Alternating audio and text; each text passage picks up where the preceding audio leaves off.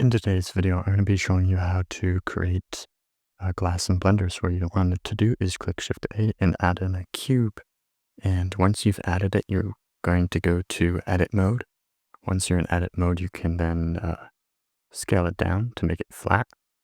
And what you can do is then move it up and then add a plane underneath it to add a surface. You don't have to do that, but that's what I'm going to do.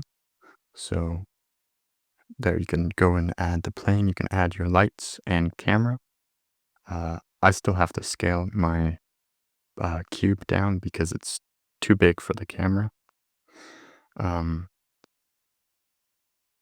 Once you've done that, you can go to the Materials tab and click New. And once you've done that, you can go to the Surface Principle. And once you've clicked that, you can click Glass.